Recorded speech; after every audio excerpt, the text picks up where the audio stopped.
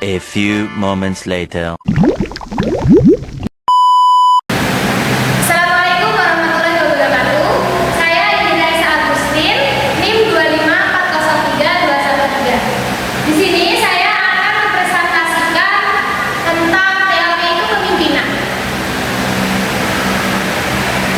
Kepemimpinan merupakan salah satu aspek penting dalam organisasi dan masyarakat, dan perannya tidak bisa dianggap remeh.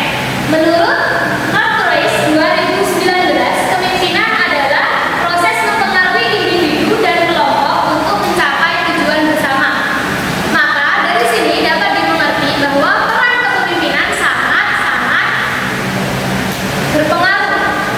Yang mana ketika tidak adanya kepemimpinan, sebuah organisasi itu bisa saja roboh. Untuk macam-macam teori kepemimpinan di sini itu ada 3 macam. Yang pertama teori sifat, yang kedua teori perilaku, yang ketiga teori situasional, dan yang keempat adalah teori transformasional.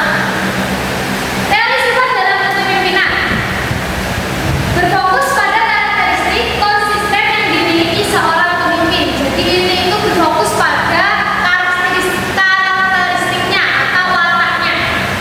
Di sini dicontohkan dari penerapan teori sifat dapat dilihat dalam kasus pemimpin perusahaan seperti Satya Nadella, dikenal